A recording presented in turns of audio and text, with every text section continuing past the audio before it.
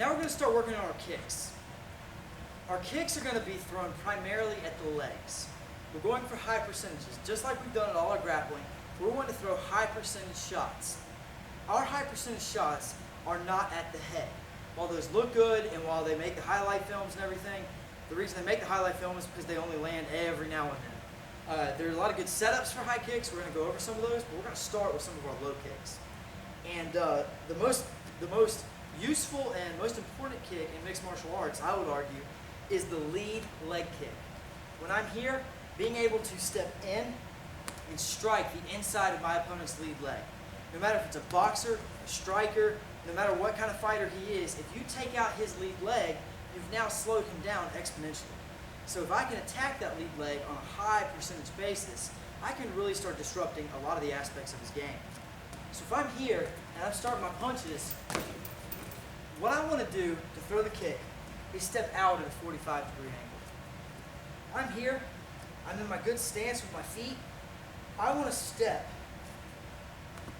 out at a 45-degree angle. Notice that I'm not stepping here. If I step here, I'm jamming my leg. I'm stepping straight in. From here, I can't turn my hips over to throw an effective kick. I have to open my foot up at a 45-degree angle to swing my hips through. Okay? So we really want to work on that. When we're here, we're going to use our hands to set up our feet, and vice versa. We always say that punches do three things. They blind, they measure, and they damage. Damage is obvious. If I'm punching you in the head, it hurts, it's damaging you. Now it's simple. Blinding and measuring are the two most important features of our hands in terms of setting up our legs. When we're here and I'm setting up my jab can be used to blind you for the leg kick is coming. So if I'm here and I throw the jab, what you're not seeing is that I just stepped up with my back leg instead of stepping out normally with my rear leg. If I step up with my back leg, now I can throw my inside leg kick at a much higher percentage rate, and it makes people think you're a lot quicker than you really are. You're not necessarily stepping quicker than them, you're just stepping more efficiently than them. Okay? So it looks like this. I'm here, I want to blind my opponent with my jab, stepping in. Now, this is where the kick comes in. A lot of people have a hard time with this. My foot is pointed at a 45-degree angle away from my target.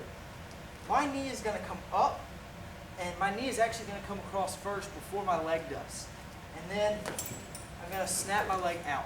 Now this is not a hopping karate kick, and this is not a swinging dead leg. This is going to be a combination of the two. When we're here, it's going to be a push with my hips. I'm stepping out, my knee comes across, I really push with my hips. It gives me a good reach, and it gives me good power. Now the inside leg kick does a lot of things. One, it hurts really bad. And you'll see that as you start sparring with some of your opponents and you start catching. The inside leg kick is meant to strike just below the calf, just above the ankle, right there on the inside. And what it primarily does is it's trying to take your opponent's knee and offset it from his foot. If you notice my front leg, when I'm in a stance, my knee, you could draw a straight line straight down from my knee into my foot. The inside leg kick is meant to break up that straight line. So if I get hit with an inside leg kick, my leg does this. Now it's broke up all of my striking options. When I'm here, I have no striking options. I can't shoot in for a takedown. It's really disrupting my game. Okay, that's what your leg kicks are wanting to do primarily, is disrupt that center line. Here or here if you're throwing the outside leg kick.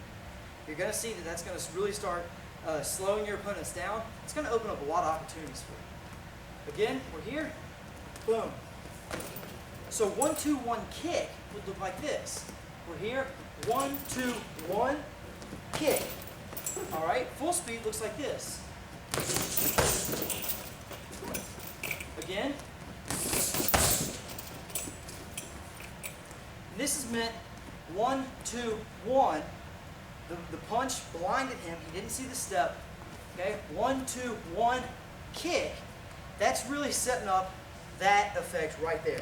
We want his foot going from here to here. That's when we've really landed an effective kick. It's going to damage your opponent's leg. It's going to slow him down. It's going to really throw off his game. It's going to throw off his timing, if nothing else. That's your inside leg kick.